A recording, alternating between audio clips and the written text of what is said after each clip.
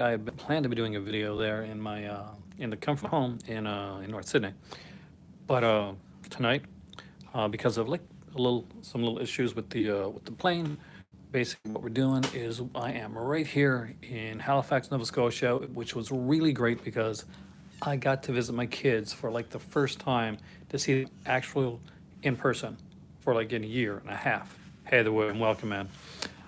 This wouldn't work. I tried this on my iPad, but it was just a screen. So I gone with my phone.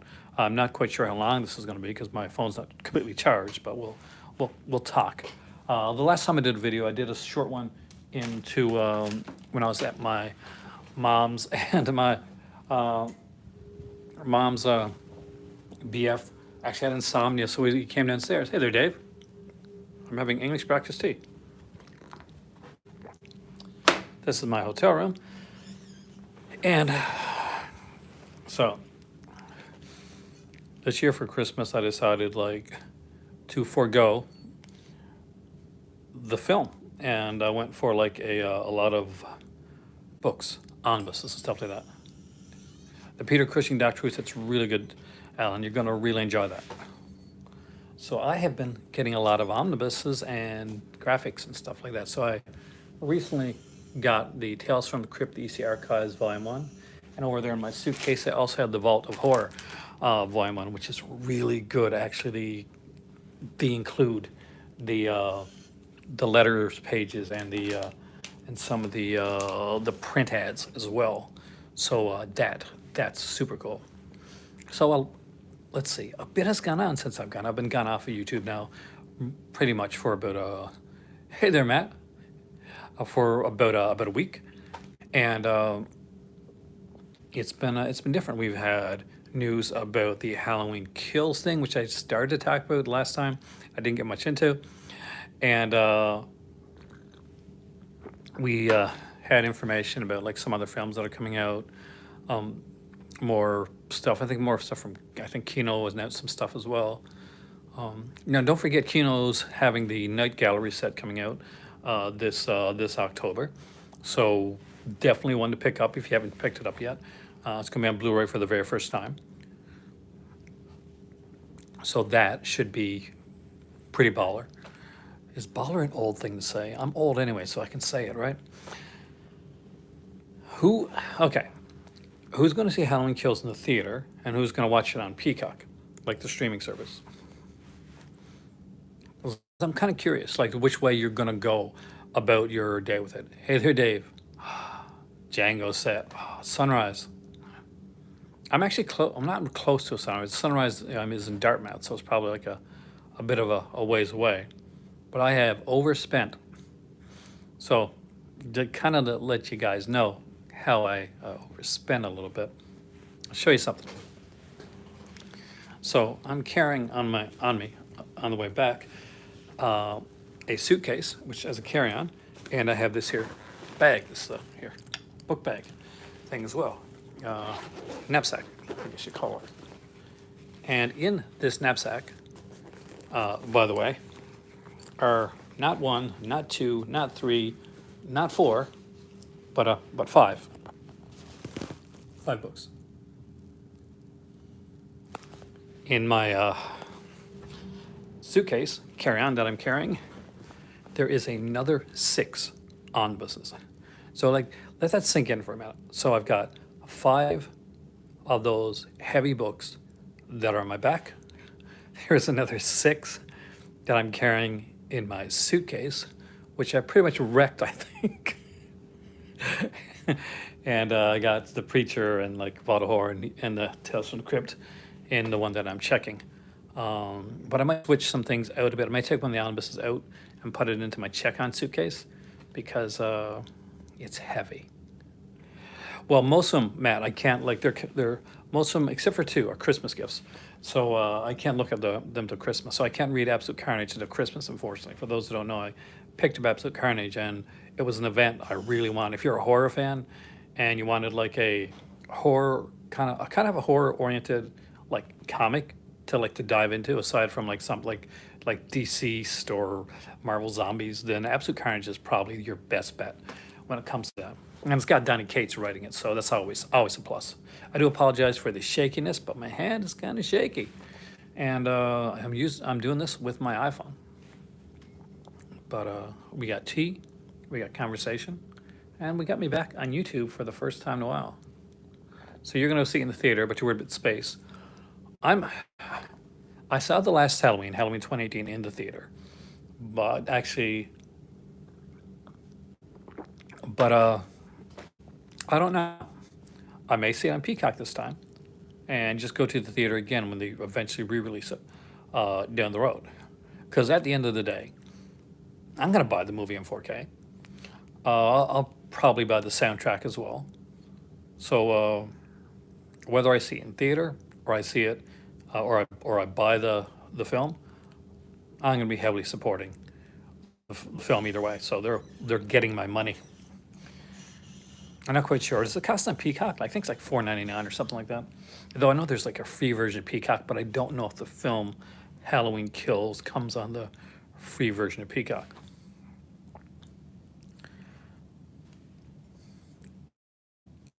But it's interesting. It's probably one of the ones I'm most interested in seeing. I still haven't seen Candyman yet. I hear some really great stuff about that. I want to say that. Hey, Ricky. I've heard great stuff about Malignant, man. I really want to see Malignant. There's a few. I'm like behind on some stuff. There's a movie called, I think it's called The Initiation or Initiation, and it's a slasher film.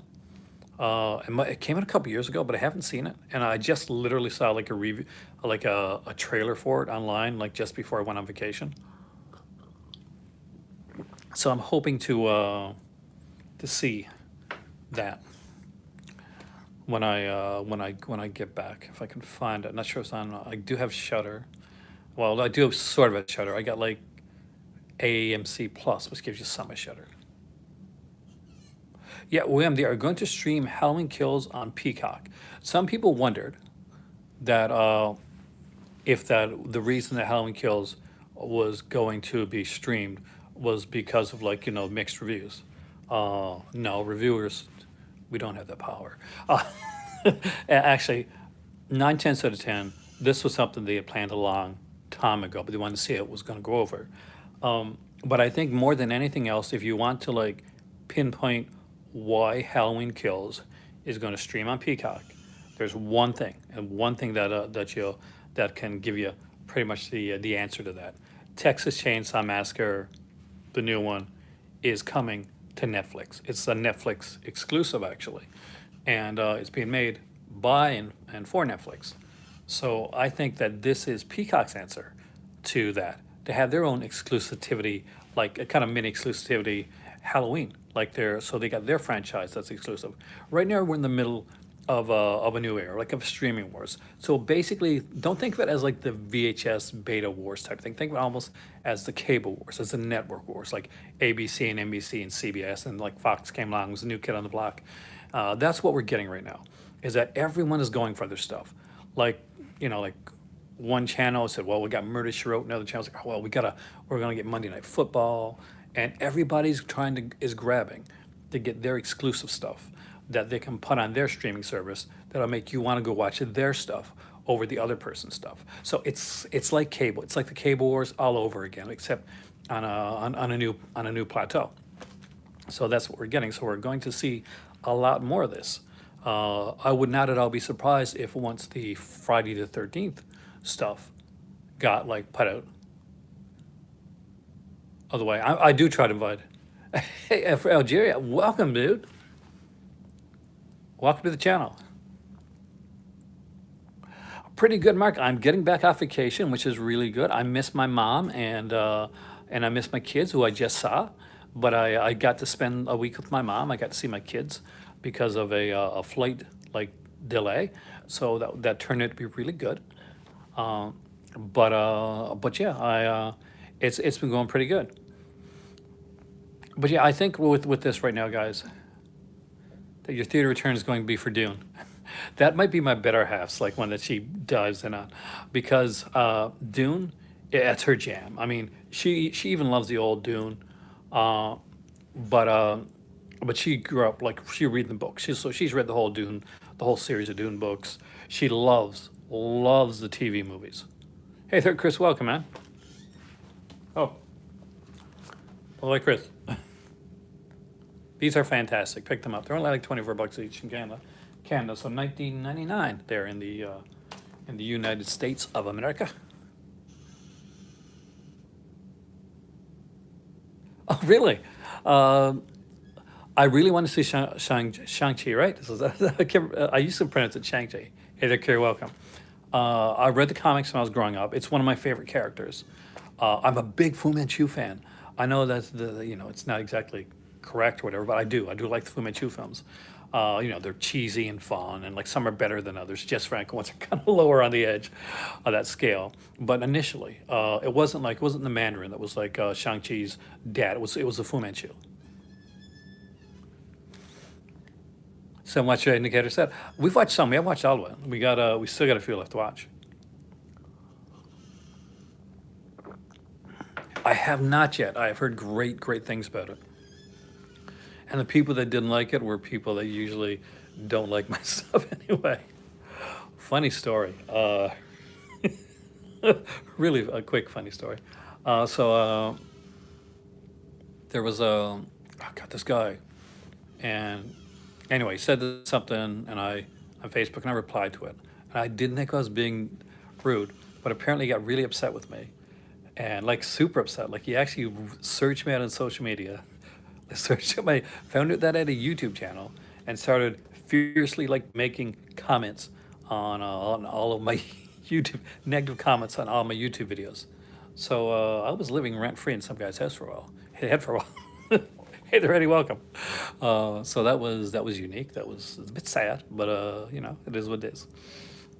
But yeah, I'm excited about the new Candyman. The dude from Candyman, he's gonna be in the Matrix, right? So he's Lawrence Fishburne's character. Right? So that's kind of cool. Because this is gonna be like a younger version of him, and that's what it shows in the trailer. Now somebody mentioned before, will I not look the Halloween Kills trailer because oh Tony Long, he's amazing. He's amazing in everything, man. He's gonna kill it as a Mandarin. Um, if I watch any more Halloween Kills trailers, no, because trailers are an art form, and it's the last art form. I'll tell you right now, because these show way too much in trailers nowadays. Hey, Amy, welcome. Eric, he is the man. I agree. And so you can expect him to like really kill it in this film. But from what I heard, a lot of people, especially the Canadian actor that's playing Shang-Chi, he actually acted on a series. I'm not sure if you guys will know this, or maybe you look it up. It's called Kim's Convenience, and it's actually really funny. I like it. Hey there, Dustin, welcome. So he acted on the series Kim's Convenience, and he acted on it for years. And we really had fun with that. That's the best way, Rick. If you can go in as blind as possible, go in. I apologize if I spoiled that, like, that little, who that character was. Sorry about that. But I figured it's been all over the internet, so that's kind of the thing. It's hard nowadays to not be be spoiled on things. You got to try. I mean, like with Halloween Kills, like I saw like two trailers, and one of the it was so obvious. So, who one of the dead bodies was wearing a mask, but the dead body was wearing the same outfit as the as as she was in another part of the trailer, so you knew who the dead body was. You're like, oh, I didn't want that one ruined for me. Why did you do that? I know it's a cool scene for the trailer, but why do you got to do that?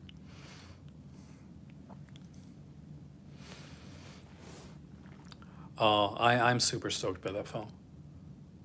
I literally grew up on like a Master of Kung Fu comic book, and I used to buy the comic magazine Deadly Hands of Kung Fu as well. I was huge like fan of like the martial arts films and stuff. Which, by the way, I still am. I know it gets more mystical in the second half of the film. You can see my bed in the background. Look at that. Did I pause? I paused there for a second, didn't I? Yeah, I'm on, I'm on hotel internet, so if things get a little bit iffy. I apologize ahead of time. Uh, but it is the hotel internet, so you gotta roll with it. Well, I got to anyway. I'm actually wearing my Calvin Klein shirt today, so I'm actually dressed up for you guys. Actually, I dressed up for my kids before I went over to see them. It's my kids. You think you wouldn't want, you don't have to dress up for your kids, but I wanted to. It's been a while. If you're here, oh, do the YouTube nice thing and like, share, and subscribe because it helps the channel and that lets you know when I'm doing videos. Even when I'm doing videos like in a hotel room. La la, Calvin Klein, man. But don't have many of these shirts. I picked up a hat at Spirit Halloween.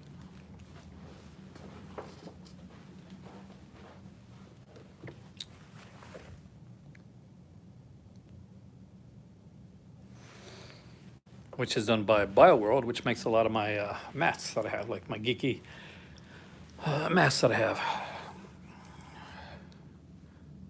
I have not yet. Like, Prisons of Ghosts, I don't even know much about it. I'll be honest, Ricky. It's one of those, it's kind of a blank spot for me right now. Should I watch the trailer?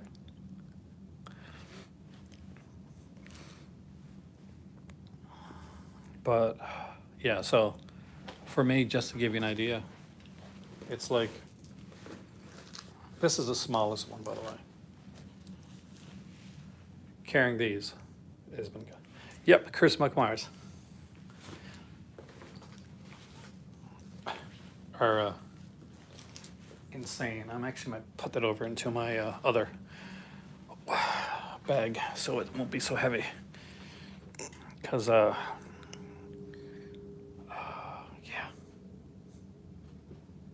Towns Japanese. Well, my kids will definitely know about that one. I want to get them into a video. I told them, I said, if my phone would have been more charged when I was over to their place, I would have got them into a video.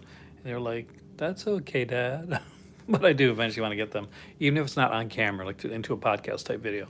So we can actually do something like a tier ranking of the Japanese horror films and the Korean horror films, because that's their expertise.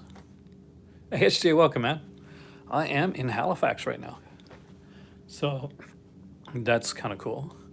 I fly out tomorrow at around 7:45, and it's only a short flight from Halifax to Sydney. I was actually surprised they didn't just like give me a cab and just like drive me. It's only like, it's a 4-hour drive, right? And for what they paid for like my hotel room and for the vouchers would have been cheaper. Yo, Kubrick, welcome, man.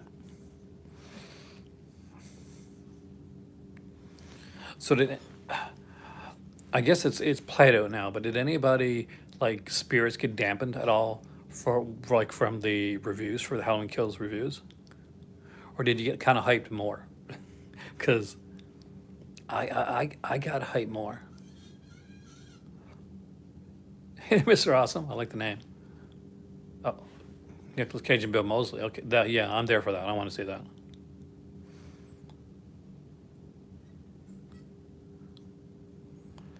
Zack Snyder trilogy? Oh yeah, it's hard to think of it as a trilogy. But I guess you're right. I wish they would let him do more, but still. Yeah, I mean, for me, Dustin, that's the thing, because the second, like, the mainstream reviewers were like, I'm not sure about this one. This is a, this is not a good one. I'm like, oh, it's gonna be bloody. Mainstream reviewers hate the blood. They so hate the blood when it comes to these films, and you had to expect like them to up the gore.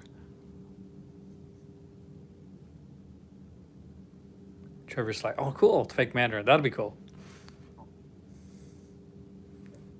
Mark said when critics hate it. Yeah, pretty much me too. See, I'm older, so I'm back in the days of the Cisco and Ebert days, when basically whenever there'd be a slash film, Mr. Sushi, welcome, man. Every time there'd be a slash film come out, right? There'd be Cisco and Ebert would be there like, well, we watched the dumbest movie, like this is the most horrible film you can ever see, like Friday the 13th, the dead teenager films, and let's put out the addresses to the people that acted in these films because we're so disturbed by it. So, actually, it's not bad. New Suspiria. It's not the same. It's different, but if you can take it for what it is, you can have fun with it.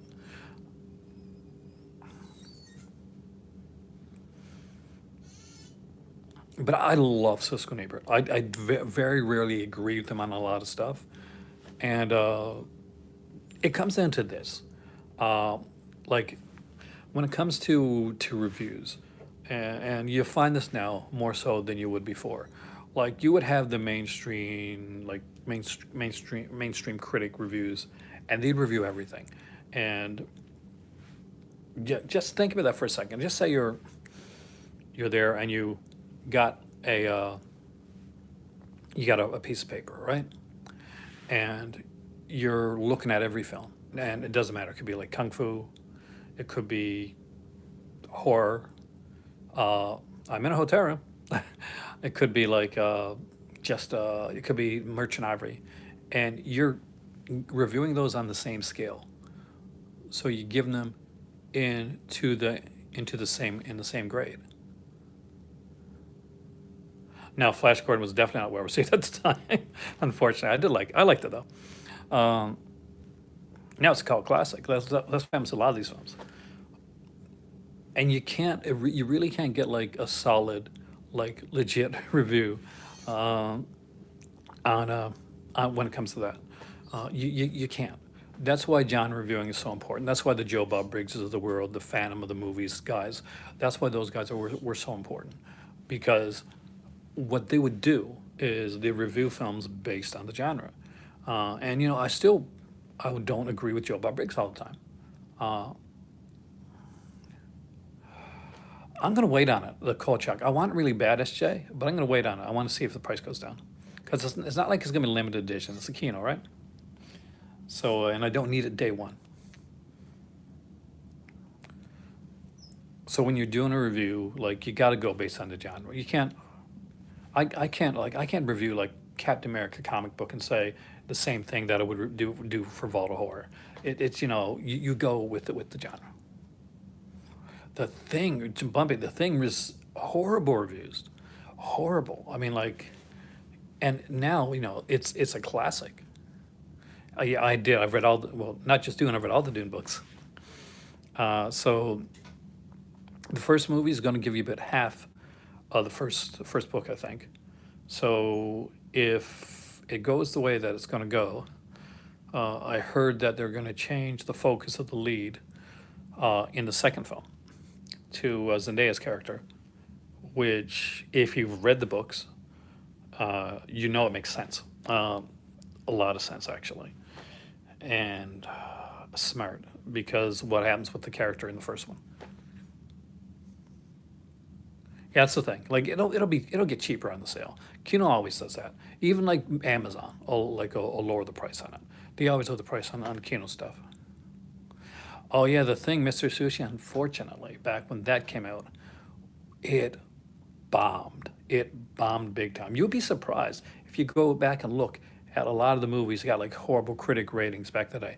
Obviously, Citizen Kane did, but Wim ran off Hearst. You knew that was going to happen, right? And now, consider one of the great movies of all time. Hey there, Antoine. Welcome, man. Welcome to my hotel room in Halifax.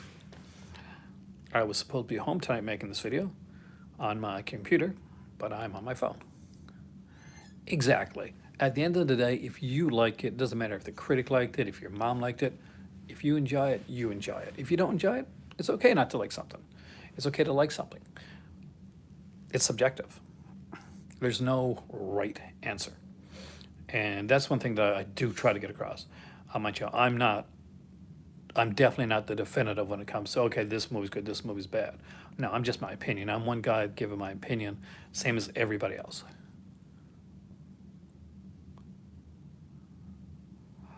I've been buying the Omnibus, SJ. If you can do it, I recommend it because you get like a whole bunch at once. Especially the X-Men. If you like X-Men, get the X-Men ones. Uncanny X-Men stuff. Volume 3, God Loves a Man Kills. Trust me on that one. Excellent, excellent story. Probably one of the best ever written. and best comic stories I've written, in my opinion, right up there with like stuff like, and really with like Preacher and Salmon. I love God Loves Man Kills. Hey there, Jacob. Welcome, man. Welcome to my. I'm sorry if I'm like going around. I'm hyper. So normally I've got a computer, and that's kind of like anchored at my desk.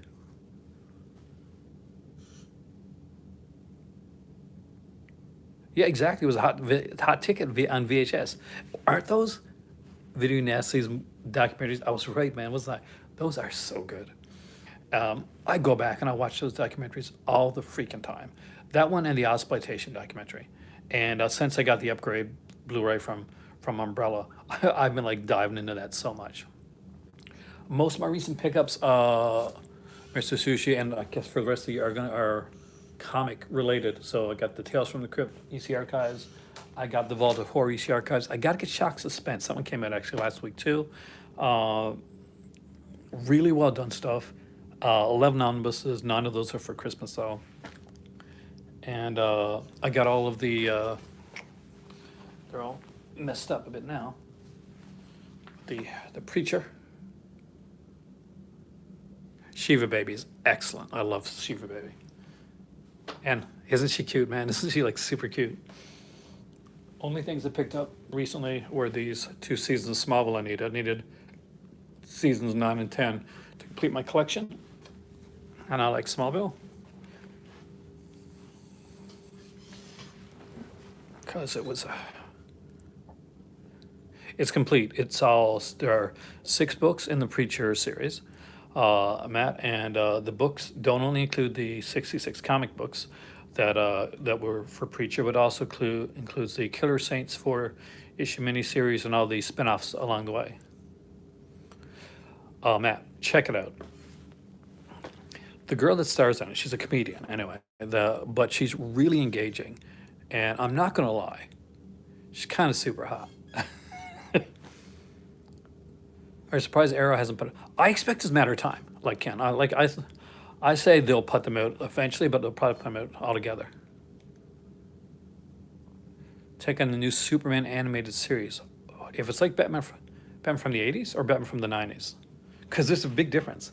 If you mean like the Batman the animated series, then if it's like that, awesome. My favorite animated series, well, is probably Batman, and right up there X-Men. The whole da da da da da da da da da da da da. I do apologize if I missed some of your comments. Like I've got it on the iPhone, and it's going up pretty fast, going by pretty fast. I should probably have my iPad here too, but it's charging right now. So yeah, if it's anything like that, do you mean the Superman animated? Is there a new Superman animated series being made, or are you talking about the one that they're putting out on Blu-ray? If it's the one that they're putting on Blu-ray, that is a really good series actually. I used to watch that back in the day. That's where I think Livewire's first appearance was in that series. Tim Daly did the voice of Superman. Really great stuff. But if there's a new one coming out, I'm out for that. As you guys know, I'm not just a geek for films. I like comics and music and a lot. If there's something media related that you can be geeky with, hello, that's me. Which is good and bad because it means my focus spreads and it gets expensive. So I gotta narrow my focus. So I haven't seen I haven't seen this season all, but Dune Child, but need to see it. I do. I love Bizarre. When I was a kid, yeah, I think I was a kid. Bizarre. For those that don't know, Bizarre was a Canadian show with John Byrne. My kids gonna be video. It's hard. But they live in different places. It's hard to get them on. Eventually, but if they're not, then they'll probably be in a podcast, so you'll hear them at least. Because I am working on getting some podcasts done in the hopefully near future. So fingers crossed, guys. I will finally be starting my podcast, and I already have the plot or the plan set up for my first 2 episodes.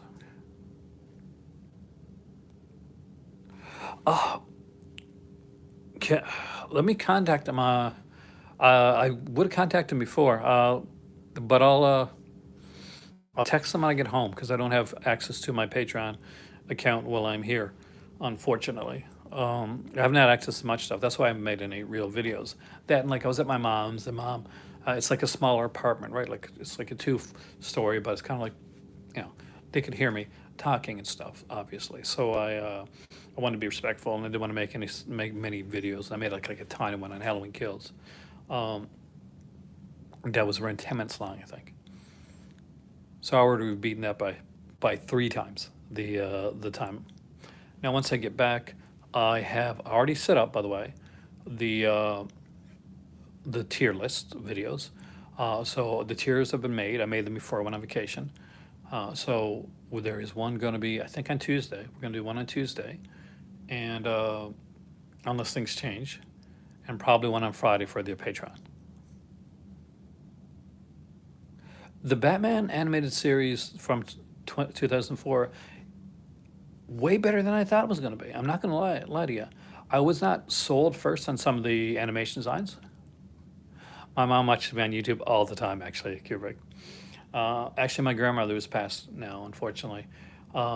She would, mom would put YouTube on the on TV, and my nan, who was going through dementia at the time, um, she would like watch me on YouTube, and she'd wave, and stuff.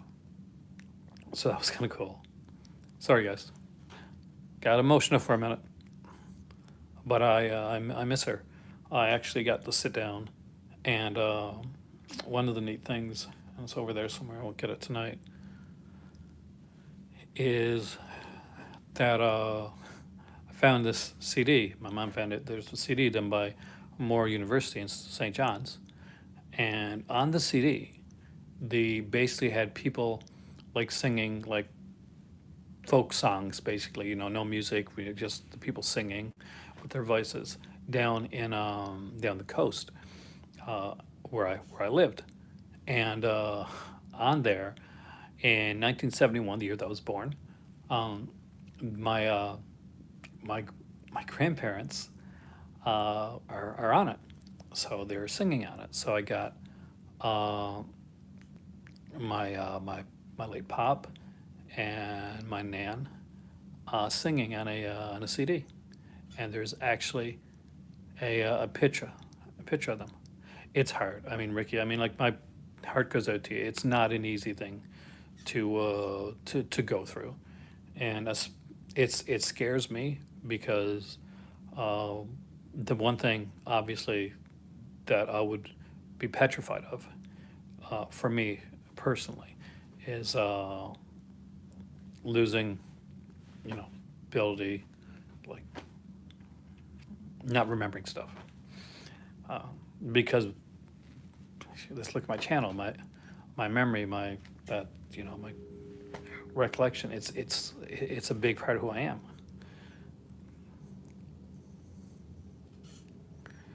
It's hard when you see it happen. I mean, like, it goes through stages, and as it goes through, like harder, it's like just remember that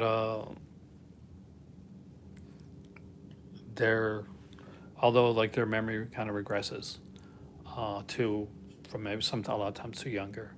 A lot of times they will remember you, and yeah, it's just remember the good stuff. So that's what I can tell you.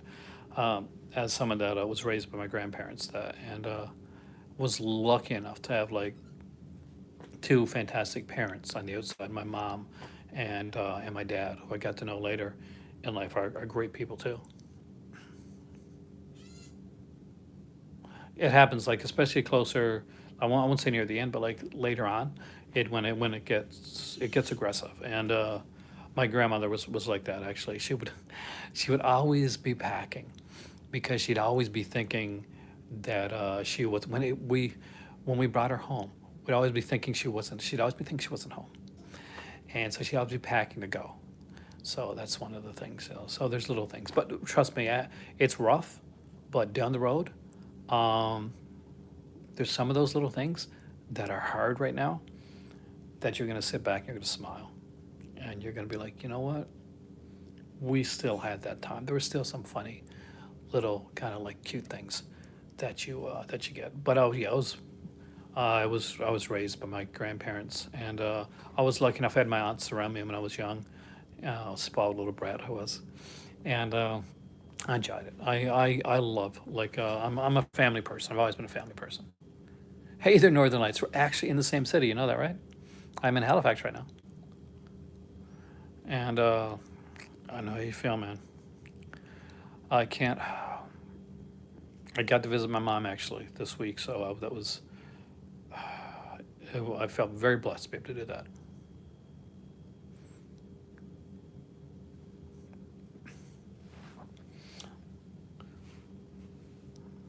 Gonna get more tea soon while we're talking. Yeah, exactly. To dress up, just as a cowboy. Oh wow, see that's the stuff to remember. That's the stuff down the road. You're gonna smile when you're gonna think about it. You're like, remember the time my granddad would dress up, kind of run away and kind of dress up like a cowboy. Um, well, it's good because I got to see my kids here in Halifax, but my flight was supposed to go to Sydney. Hey, Twisted, welcome. And I just what happened was I gotta get more tea. Well, he loves westerns. Is he a fan of like? I got to say this because one of my favorites as a business person, as a person who did business in school. One of the people that I studied was Hopalong Cassidy, and probably one of the greatest like business guys of all time was Hoppy. He like pretty much when they were ready to like stop doing the Hoppy stuff, he bought the rights for the Hopalong Cassidy, and pretty much franchised, and he like plastered Hopalong Cassidy on everything, on lunchbox. He was the guy to start this whole marketing thing, right? And now he's a legend. Like if you study business and you study marketing, there's a Misty Moon. So what's the Misty Moon? It's like I feel like I should know that.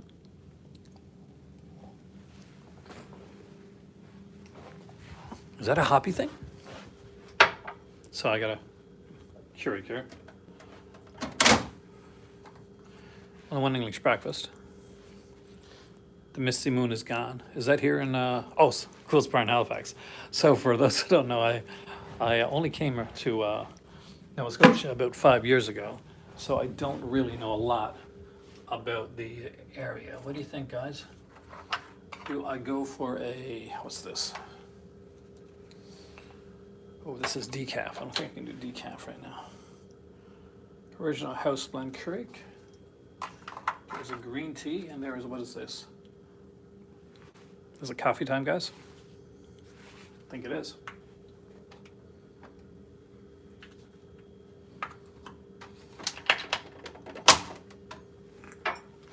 So I love this Keurig here. Way better than mine. Oh. Dude. I love Zellers. I used to work at Zellers. Which was bloody brilliant, by the way. Though one of the girls I worked with was kind of not exactly the nicest. Because I'd like to tell you a story actually now. Alice Cooper was in town. Actually, I sleep well pretty much wherever I go when I'm tired.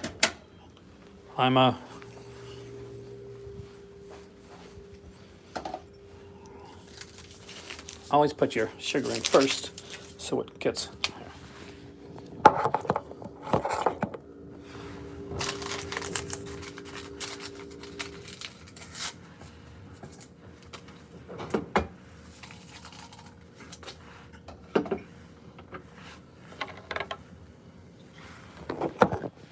Sorry, guys, but I had to stay caffeinated. Later on tonight, I'm reading Crypt of Terror, because that's what Tales of the Crypt was called for the first 3 issues. I am so stoked to read this, by the way, guys. If you like horror at all and you're like, please hit the hot like button for hot drink preparation. Nobody will be seated during the hot drink preparation. So,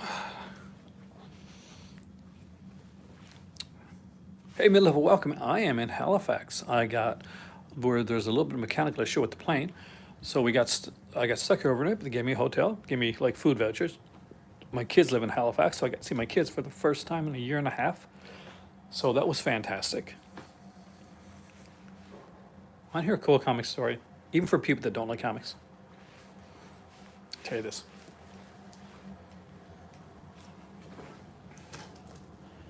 Jack Kirby was a comic book artist, one of the greats. But when he moved away from Marvel, he really moved away from Marvel. They did not get along good. He wanted recognition, rightfully so. However, when he came back, some people, I was not in Toronto actually. I wish I was then. Not at that time. He uh, he said he was never going to do certain characters again. So, but one character that they did get him to do was Captain America. So he started writing Captain America, and he did what's infamously known as the Mad Bomb era. And because there's a character, there's a actually, but there's a Mad Bomb, and because some of the people that didn't like Kirby at the time were behind the scenes. When the letters were sent in, like every comic book back then had letters pages, they would purposely take all of the bad letters, all the Kirby you suck letters, Kirby you shouldn't be drawing, Kirby this is outdated letters, and they let every one of them make it into the into the comic book's letters page. So when you buy this omnibus, not only do you get Kirby's complete work after he comes back to Marvel, but you get all the letters pages. So you get all these people like bitching at Kirby because some people behind Marvel at the time behind the scenes were pretty mean, and I did that to Kirby, which was a shame. But anyway, I thought it was an interesting story. So if you ever check that out, it's definitely one to definitely one to check out, because it's one of those ones where you really do want to read the letters pages along with it. Coffee smells okay.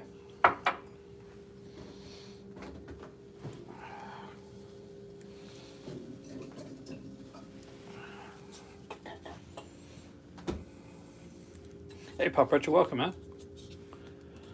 I am too, actually. I am very much looking forward to doing a podcast.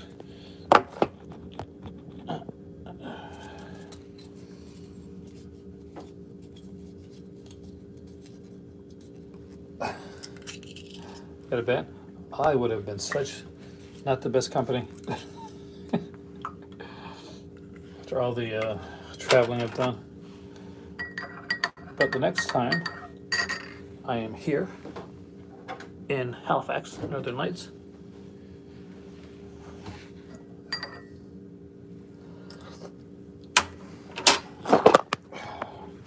feel free to contact me.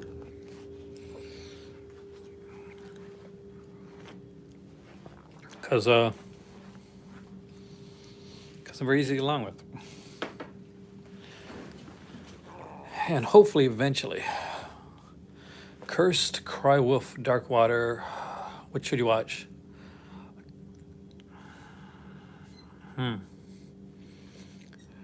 Cursed or Cry Wolf? There's a reason, actually. Cursed is one that I personally think kind of better than it gets credit for. Not perfect. There's still a lot of flaws and things that could have been done better, and the story behind it. Cry Wolf is a slasher movie that I find extremely fun, but illogical to the point of a bit head scratching. Dark Water, this is the remake one, Kubrick. It's like the Jennifer Connelly one, and like normally I say watch for Jennifer Connelly alone, but Dark Water's middling, and the original's really good. Uncut, watch Cursed. Cursed is at at the very least, Cursed is fun. Cursed is fun. If you get a chance to watch later, check it out. Yeah, we're doing 2005 Kubrick. That's our next big tier list. So we're doing the tier list for 2005, and probably on Tuesday, because I want to get a list in before my cousin comes. Japanese Dark Water is really good Kubrick. You'd be very disappointed with the remake if you saw the original. It's kind of like watching Pulse and then watching the remake of Pulse. I love Kirsten Bell, I really do, but the remake of Pulse is horrible.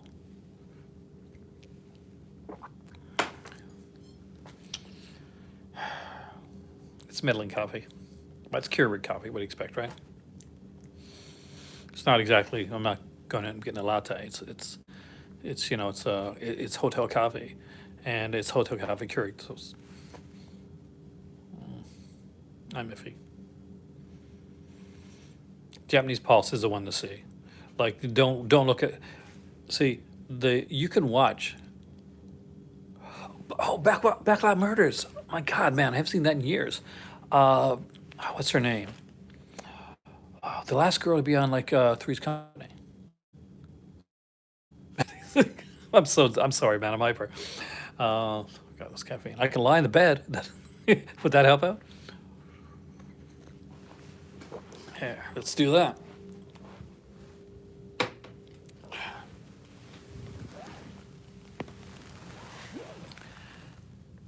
Hey there. So, Backlot Murders has Priscilla Barnes, who a lot of you guys are going to know if you've seen her in horror films, not Three's Company. You're probably going to remember her. Oh, Sandra. Yeah, she's in that one. Then you're probably going to remember her from, if you haven't seen Three's Company, you're probably going to remember from Devil's Rejects, because she's really good in Devil's Rejects as well.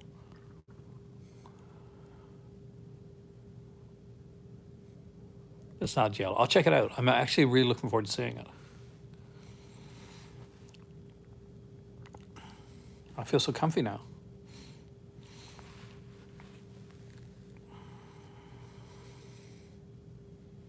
Yeah, you're right. I forgot about Mallrats. License to Kill. I remember, oh God, not her. Which movie was it that had like Aaron After Dark?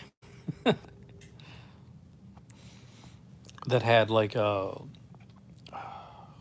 Terry Hatcher in it. Terry Hatcher was like she only had a small role in the James Bond film, but she was like she was the kind of like the wife, the mother, the older one. Like there was two couples, remember, at the hotel. So there was the younger couple, like the younger girl and the younger guy, and there's the old. I guess I'm not sure if it's the mom and dad or not, but like the older couple with long blonde hair. That's her. That's Priscilla Barnes. Probably best known for playing Terry on Three's Company, but she did a lot of stuff. And out of all the people that were on Three's Company, she definitely had the most roles with nudity required. And I don't say that as a bad thing. That's not a diss. Like, that's a literal like thing for respect. Apparently, somebody commented on one of my videos with one of those links. Remember, don't ever like hit on those micro links that come on my videos. Sometimes I report them because they're like malicious spam is what they are. Never hit on those things, by the way. People try to put them on. She did, John. Yes, she did. That's the one. But I had a crush on every girl from Three's Company. Oh my God, Cindy the most though. Cindy, Jenna Lee Harrison. Oh my God. But we get in Three's Company territory. Yeah, Backlot Murders. Yeah, Backlot Murders is fun. I had a lot of fun with that one. Not an easy one to come by nowadays, by the way. So if you got like the DVD Backlot Murders or Backlot Murders, I think there's a Blu-ray as well. Grab it. You can definitely plug your next midnight screening, man. Go ahead and do it. One of the things about this channel here is there's a lot of you guys have your own channels that you do, or your own like projects. Feel free anytime at all to like put that. I have not got a chance to watch Rich. I haven't got a chance to watch anything, Antoine, from my Severin package yet, really, except for some of Blood for Dracula. I can't do Halloween too. Like there's now Ricky, to be honest with you, there's a bunch of people love it and fantastic. I just can't get into it. Don Knotts was on the show. He took over from like he became the landlord basically. Originally it was the Ropers, but they got their own spin-off series. And the spin-off series, a little story behind Three's Company for you. So basically, Norman Fell, who played Mr. Roper in the Roper in Three's Company, really did not Three's Company. Uh, we're gonna spin out series. If it doesn't last the season, well, it's okay. We'll have you come back on Three's Company. So what happened was that Ropers had a short mini season, kind of like over the summer, and then they went into like an actual like full kind of like a second season, but it didn't last. It got canceled. So Norman Fell went on, and they were doing like a guest spot on Three's Company. That is, go to see the Demons guys. That's awesome. And he said, "Well, I guess we'll be back on Three's Company." And like, well, it did technically go over a season. So Norman Fell was left out in the cold, and because he was forced to do a spin-off series he did not want to do, and that did not do as well. Step by step. So people actually really enjoyed that. I was too old, I guess, for that at the time. Uh, but I did love Suzanne Summers. She was gorgeous. How she was so good looking that in the opening of Three's Company, whenever you watch it. Now, when you're watching Three's Company, and you'll see Susan Summers, and you see the scene her in the bathing suit, and like, and Janet is like watering the flower, and she turns around. Obviously, she looks gorgeous.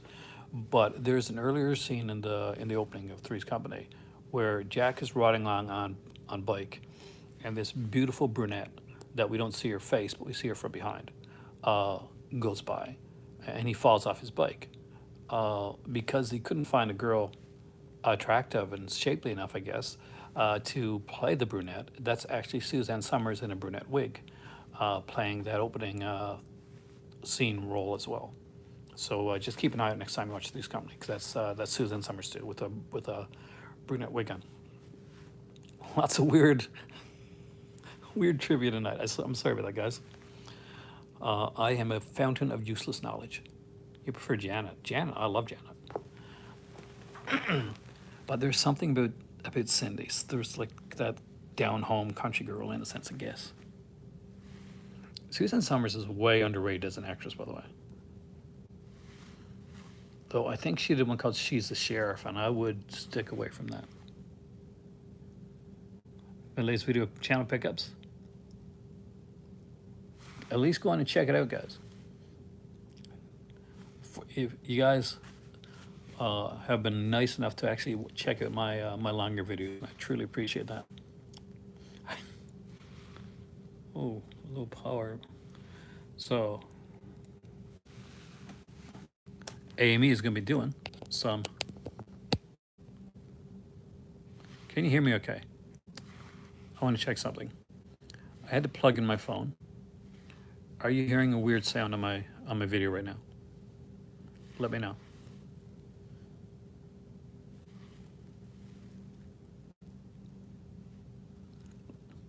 Matt's posting VHS that covers all movie posters for Halloween, which are going to be really cool. Make sure you check out Matt's social media. Feel free, man, to put in your if you want to put in, if you don't feel comfortable putting your Instagram, so that definitely do it. Your Instagram, or if you put it on Twitter, either way.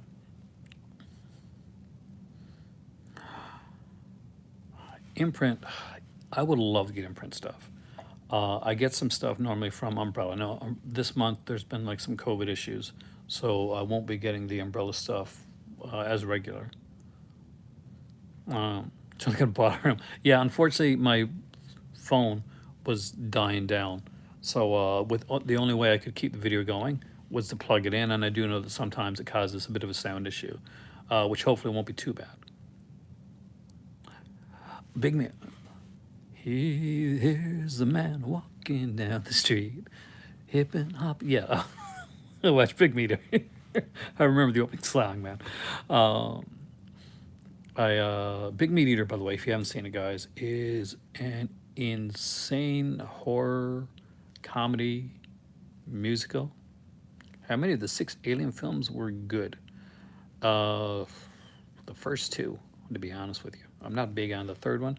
I can watch the fourth one, not great, but I can watch the third one, but I really don't like it.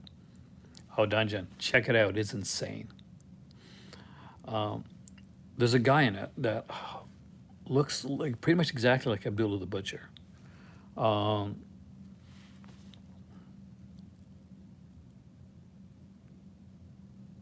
well, not really. I guess six Alien films. Like you got to take the prequels into account there, Kubrick.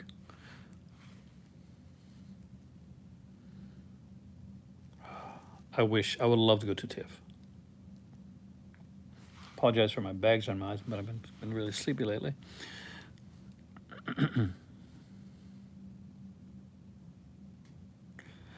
I actually do like some of his stuff. I can't lie to you. I do, but I don't like that. Uh, there are some scenes though that are gorgeous in Alien Four. Like you can't fault the cinematography on the film.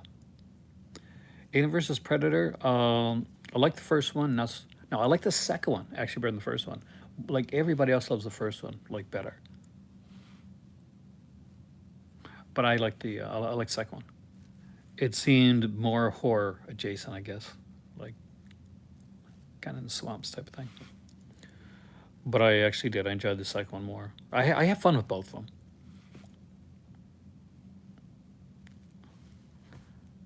That's an amazing film. And we have that actually. My better half had that one before she even met me. I haven't got good either. I would love to go to both. I like to go to a horror. There's a horror festival coming here, and you probably know this, Northern Lights, in Halifax. So my daughter I think is going to go to it.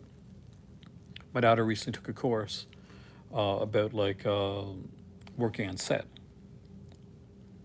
I haven't actually. I don't think I've seen Chief Freak.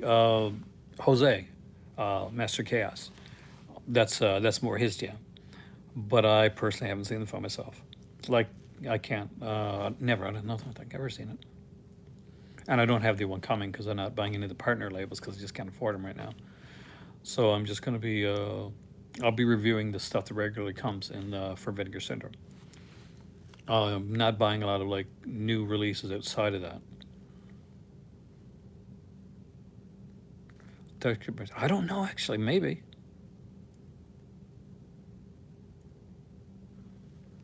I would have to look back at it. Like I remember the early Canada Pay TV stuff was really they had some really good stuff. I remember. I don't know if you guys all remember this, but the movie network, which I guess was called Super Channel at the time, right?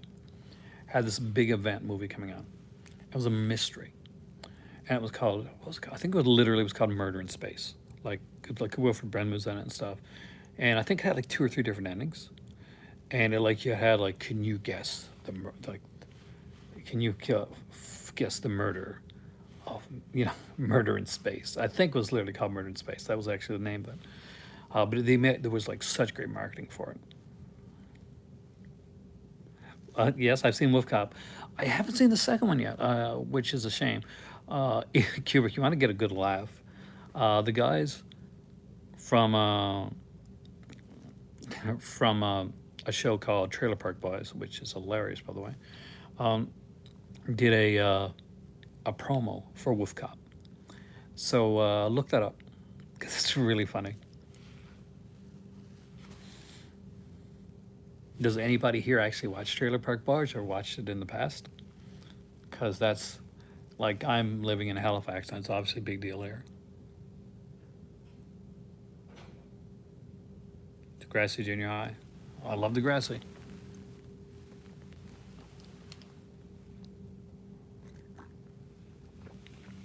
What I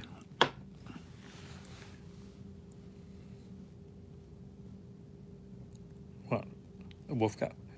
No, Degrassi is not a reality show. Degrassi is much like I'm not sure if you watch any British television. Uh, oh, you mean Trailer Park Boys? No, no, it's just shot it's shot like The Office basically.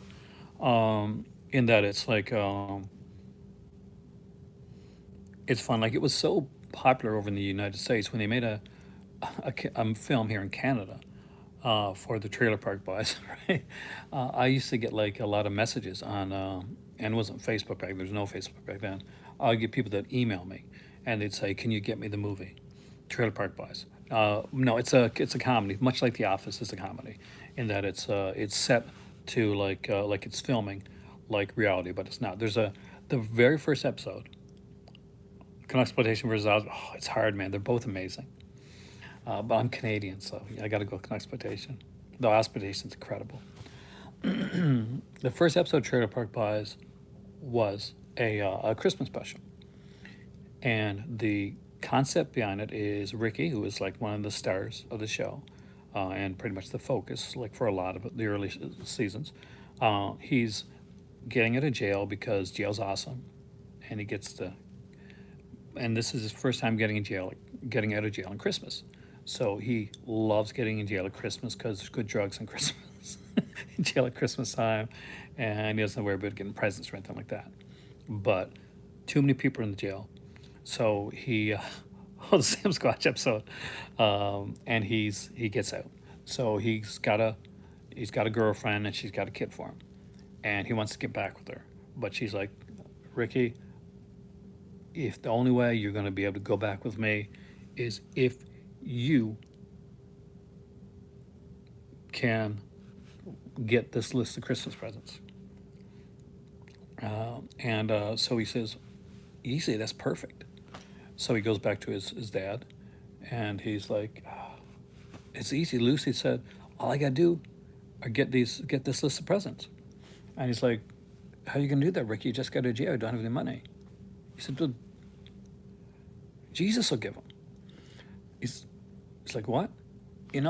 At Christmas time, Jesus goes around and gives people the presents. He's like, Ricky, you're thinking of Santa Claus. And he's not real. That's me. I did that. I gave the presents. And he's like, wait a minute. He says, so there's no one comes now and gives the presents. People buy those things.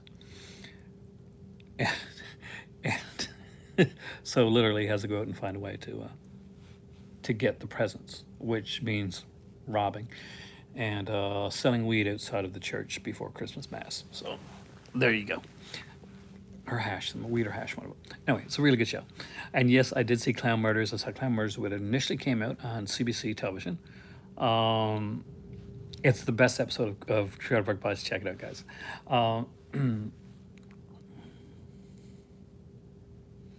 60 songs. Were they famous artists to put out?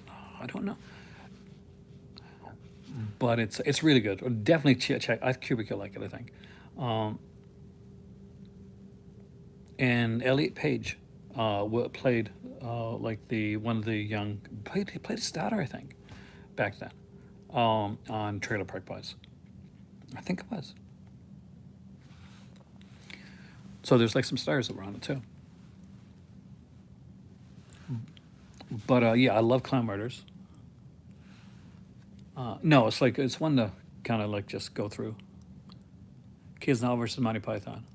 I love Kids in the Hall, but Monty Python is probably like it's on another level, right? Yeah, that Elliot Page. But he was young then, right? Like really young. Actually, I don't know. I mean, like I saw it on TV. It was probably hit the theaters first. I wouldn't say it had a big run because it was a Canadian one, right?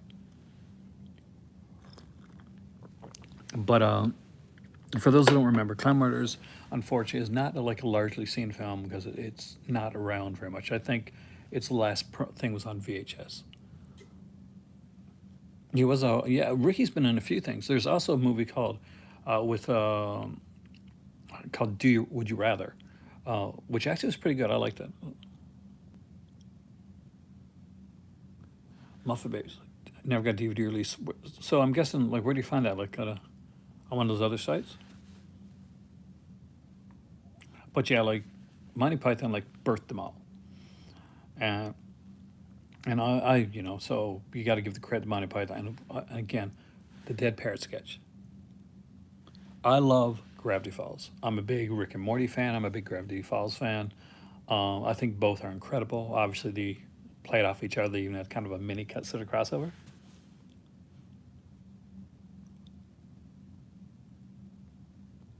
Well, Clown Murders was just a film. It was like a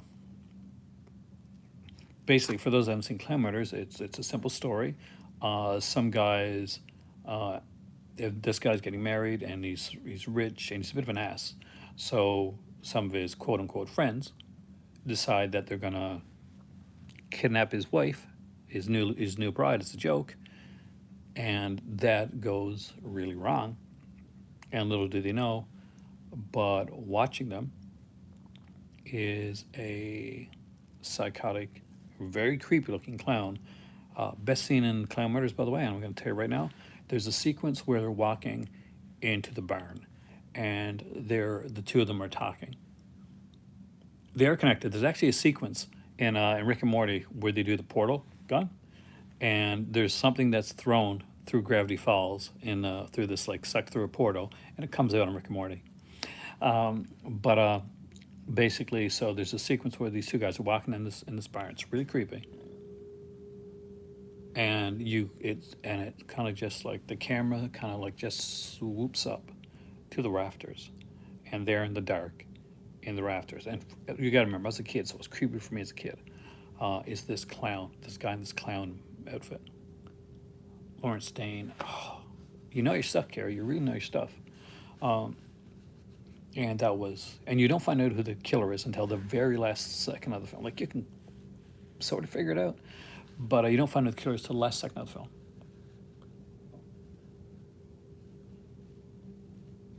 Carrie knows, yeah, big difference. I'm not sure. Was it 60s? No, 70s. If you like, I'm hoping for more like Terrifier. The guy that played Art the Clown was amazing in Terrifier. Now that being said, the acting around the other people, like it was in the film and the plot. Hey there, Mike. Welcome, man. For Terrifier wasn't the greatest. I enjoyed it for what it was, but I actually kind of liked All Hallows Eve and All Hallows Eve like a bit better. Uh, but I'm actually expecting a lot more from Terrifier. Evil Clown, yeah, that was a good episode, man. Uh, I'm expecting more from Terrifier too, because he got the right actor. Like he really committed to that role, and yeah, he studied mime. You could tell. Uh, so I want to get a lot. I'm hoping for a lot more to Terrifier too, because they got a good film. They got a good guy. They can build a whole franchise off him.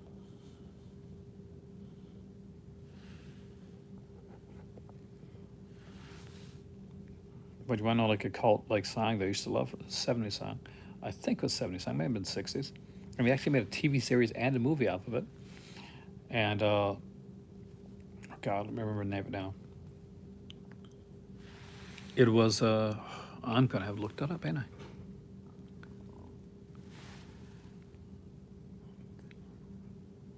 Damn. Harbor Valley PTA. Harbor Valley PTA was amazing.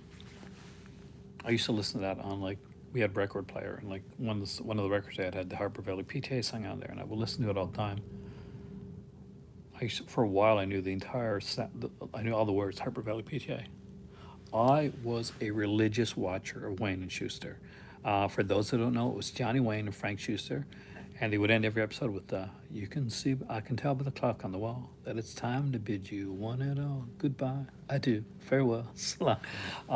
Anyway, so one of the neat little things is that Frank Schuster was the cousin to Joe Schuster, who helped co-create Superman. They were really, really popular comedians here in Canada. They were the favorite comedians of what's his name, the late night talk show guy, Ed Sullivan. So Ed Sullivan, they were his favorite comedians. He tried over and over again to get Wayne Schuster to go over to the United States, but they loved Canada and they loved working in Canada. They had a very good deal with CBC, and they would do like specials all the time. They're probably one of the most like, famous or infamous ones because they'd like what they would do is they were smart. They're smart comedy, so they would like do stuff No, Ed Sullivan isn't Canadian. He just loved Wayne Schuster. Uh, but so he'd have him on his show all the time. So basically, they did this the Scarlet Pimpernel. You know, they search him here. They search. They search him there. I'm still working on the gaming stuff. It's not gone away. I am Canadian. It's pretty obvious. Maybe my voice gives it away too. Actually. Oh yeah, Wayne Schuster required. There's only ever, as far as I know, been one DVD put out like a Wayne Schuster comedy, and I do have it. I lucked into finding it actually, and it's I watch it every once in a while, and it just brings me back. And there was actually a what's his name? God, I'm not good for names tonight. It's just I'm sorry. It's been traveling for the last 10 days. Uh, uh, Nothing personal, Suzanne Summers. I do actually. You're taking me to memory, yeah, to trip to memory lane tonight.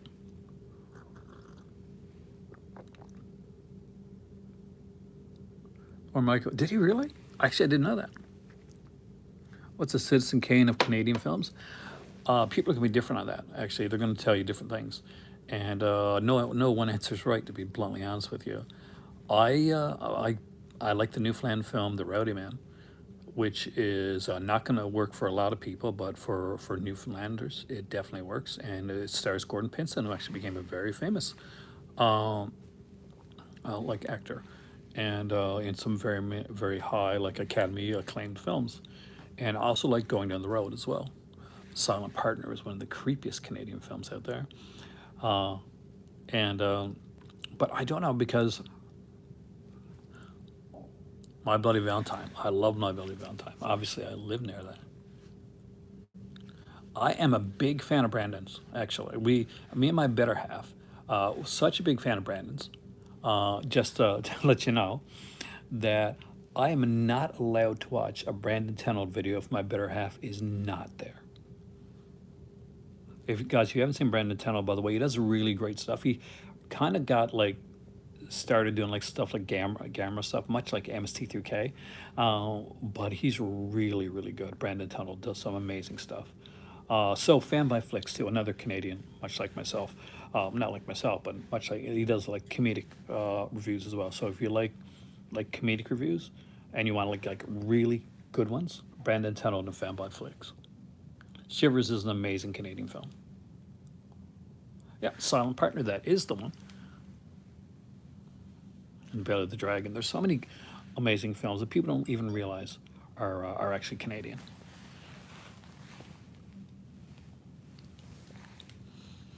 But there's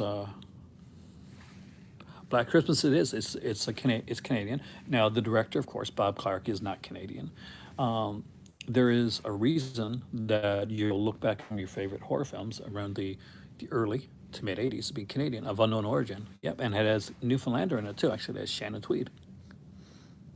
Rachel's Canadian as well. See, here in Canada, our government offered tax breaks to people that filmed here. So it became very profitable for people to come and film in Canada. So especially if it was a lower budget horror film. Oh, did you really? Congratulations. Um, Cannibal Girls. I love that film. That is the most Canadian horror film. Porky's is Canadian too. Cannibal Girls, by the way, guys, if you haven't seen it, it's Ivan Reitman, the guy that did Ghostbusters. Oh man, Shannon Tweed from my home province, man. Um, so, and it's the most Canadian horror film you'll see because it literally hinges on the fact that their car breaks down because it's so cold, and it's Canadian winter.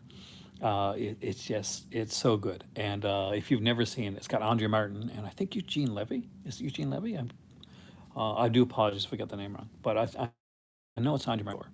But it was Ivan Reitman before he did Ghostbusters, comedy stuff like that, or any of that stuff. Meatballs, also another Canadian film, by the way, which really started at that whole trend. Strange Brew, again, well, a Canadian film because basically it's based on a Canadian TV series called SCTV, Second City Television. Happy Birthday to Me was shot in Toronto, and definitely is Canadian.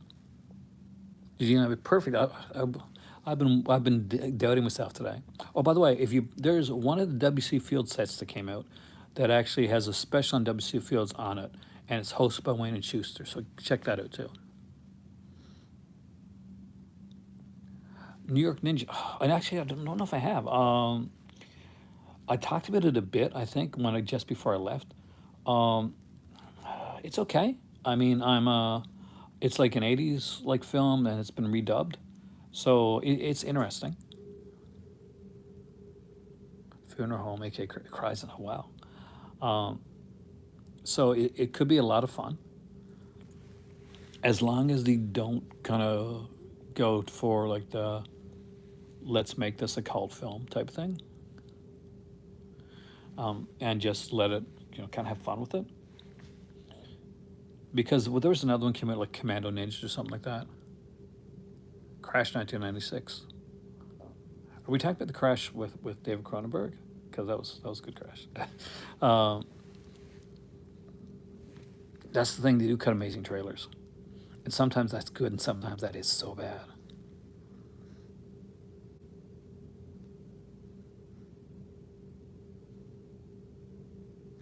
Yeah, I know. Michael Constantine passed away. It's so sad to see like the so many people that have like you don't realize as as we get older too. A lot of the actors that we watch when we're younger, they're getting older too, and they're older than us to begin with. So we see them like, oh my God, so many actors are passing. But the thing is, like, they were older when we saw them first. Shivers is really good. Like, I really like Shivers. Lynn Lowry's really good in that. Dave the Brave. I don't know that one. I don't think. Or if I do, I don't remember it.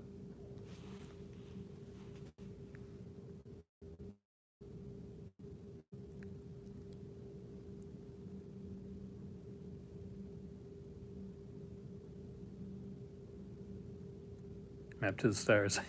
Pure. Uh, there's so many great like Canadian films and stuff that aren't there. They're there yet. I think like Shivers and Rabbit, personally, are two of Cronenberg's best films. These early stuff is just so good. Now, that being said, The Brood creeped me out. I wouldn't say it's his best film. The Brood creeped the hell out of me, man. Now, Brandon Cronenberg, his son, has done two films so far. Did Possessor, and what's the one he did recently? But on for it's a good start. Yeah, for me, rock and roll, like 100%. Like Elvira, like definitely like goes on. I can see that like making you laugh. I get it. But when I was young, man, and it freaked me out. But I can definitely get it. But but yeah, I love rock and roll, and like and it's more for me it's more cult because it's less known too, right? Like when you think of like the cult stuff, everybody knows Elvira now. Like she's made that. But but I love rock and roll. Is that out on Blu-ray? Possessor is definitely worth a watch. Watch the uncut version if you can, Ricky. Let me know what you think. Actually,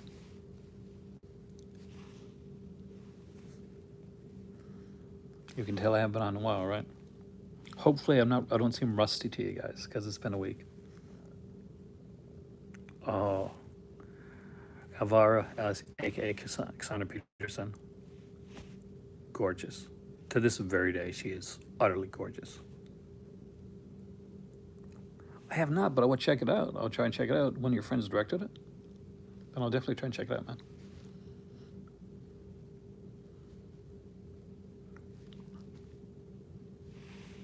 It's almost that time of year where, like, fall comes in and I start watching my deluge of horror films again.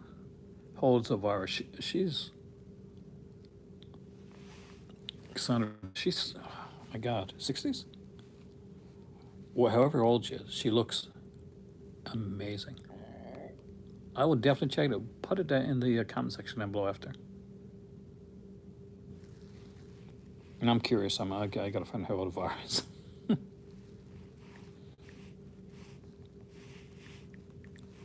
Cassandra Peterson, age 69. Oh wow. She's a very, very attractive 69.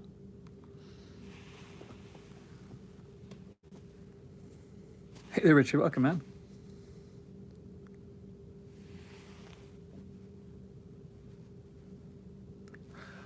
Things is put up by Intervision if you don't have it, which is a sub label from Severin Films, and I 110% things.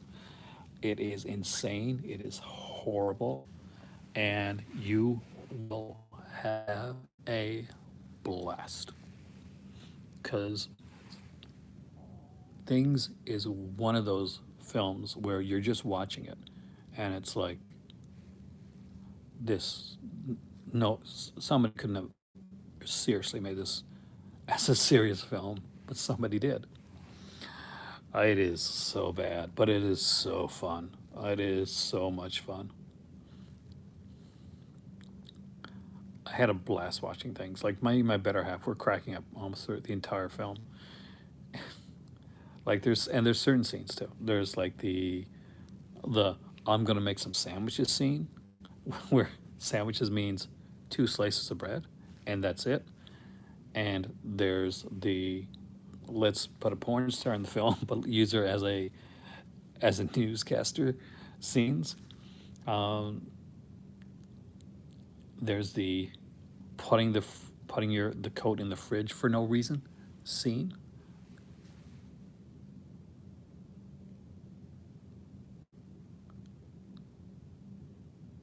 Monster Squad's a great movie. I just had it with the bar in it. I think those are pictures from right from the film that she was in, right? It's insanity, but it's fun. Like there's a lot of good movies that I watch that I'll watch. I'm like, this was a good movie, but I'm probably not going to watch it again for like a long time. I can put things on tomorrow and have a blast because it's so badly insane. Like I never look at things and say, my God, what a great film. But I look at things and say, yeah, that was fun. Now some people will look at it and they won't be able to watch it, get through it, but that's to each their own. You do have to check it out, don't you? Fetus. I haven't seen Fetus. I don't think, Matt. It's well, come on, Kubrick. Like it's on sale on the Severin sale. It's $5. So yeah, it's not bad. And you get features too. One of the features is hilarious because it pretty much says like George Romero like talking about the classic things, and it's literally these guys, like pretty much like coming into George Romero at a convention, and saying, "Hey man, have you seen things?" So yeah, the features make it worth it too. But they took it seriously. I heard the guy that made the film wasn't the nicest guy in real life, but I don't know him so. Barry J. Gillis is the guy that made things.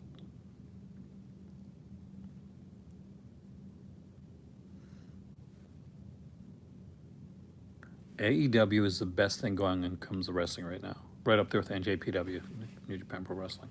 But yeah, you're looking at a show that now has Brian Danielson, CM Punk, Kevin Steen soon looks like, and Adam Cole. That's insane, man. The quality like their people and Darby Allin.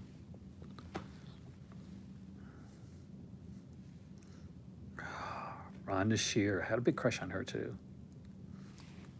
She was cool. I like Rhonda Shear. Up All Night that had like Jamie Gill's is a very different person.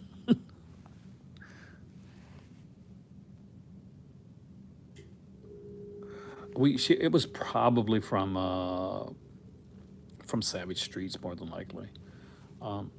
They used to put a lot of their Chinese gods insane too. It's a fun watch, man. If you get to see Chinese gods, didn't Brandon Tennell do that one? I'm pretty sure Brandon like did that one on his channel. If you ever get a chance to just watch it unfettered, worth it, worth it. There's a few like that too.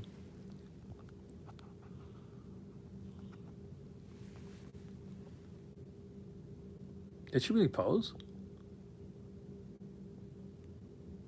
I like Sandra Bernard, so I would watch that.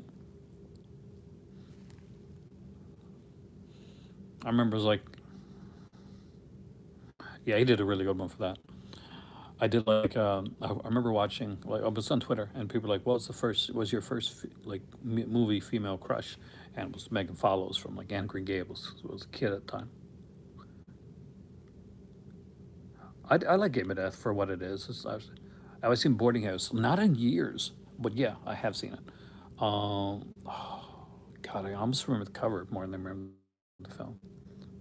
That is an insane, like, couple. Ling Win has Linda Blair.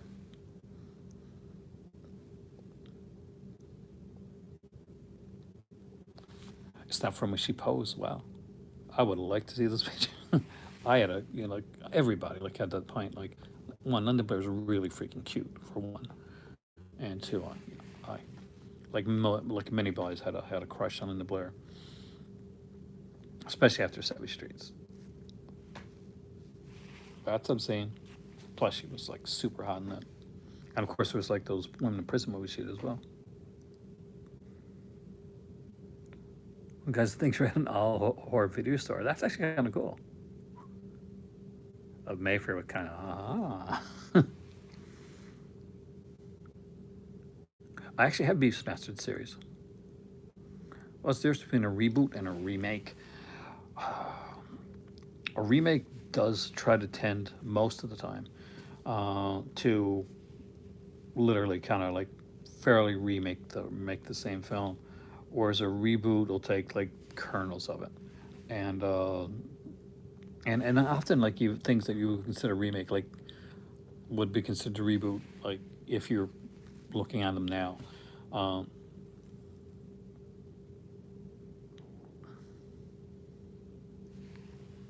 she had a crush on Donny Osmond. A lot of girls did. But that's a good question. Actually, that's a really good question. I'm not sure if I'm like awake enough to answer it, but it's a really really good question. I would say remakes are try to be closer to the source material, whereas a reboot kind of just does its own thing. Thank you for coming in, Justin Cloud. I hope you come back, man, and enjoy laundry evening, man. You ever talk to Brandon? Tell him I'm a fan.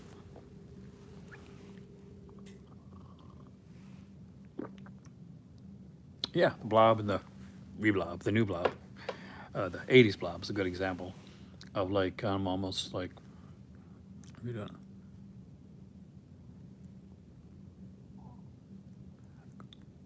I've seen the go. I've got to go on with Tongue of Fire, but I haven't watched it in years. You guys made me a fan of Bandmade, by the way. Yeah, us Canadian like YouTubers got to stick together.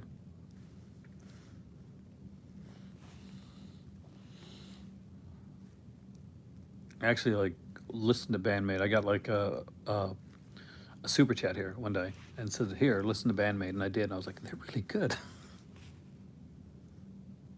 Real Wild Cinema from 1995. I got to check that out. Reimagining is very different. That's when you get like something along the lines of what they did with like Number on Elm Street. That's really was a best Canadian actress. Uh, that's hard. There's a lot of really great Canadian actresses. Like but I'm a big Megan Follows fan. I loved Stacey Mitson, who acted on Degrassi, and there was a girl in there's a show called Corner Gas. I'm not sure, maybe some of you guys know it, but it then became an animated series. My name is Aaron Penn, two A's with the Aaron Penn, yeah, and it's the Cult of Cinema.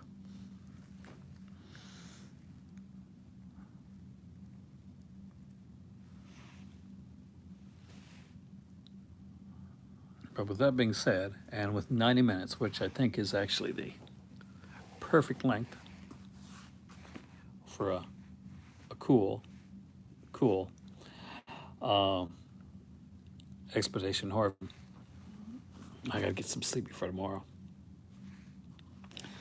So it is time to finish my not so warm coffee. Maybe read a little bit of Tales from the Crypt before I go to sleep. My Great Massacre, I remember that film actually. You guys have a great evening. It is good. I miss my mom. Gonna miss my kids, but it is good to be back here, talking to you guys again, and I'll see you soon. Right here in the Call to Cinema, and always remember: be happy, be nice, be kind. Have a fantastic evening, and well, there's always another movie. See you soon.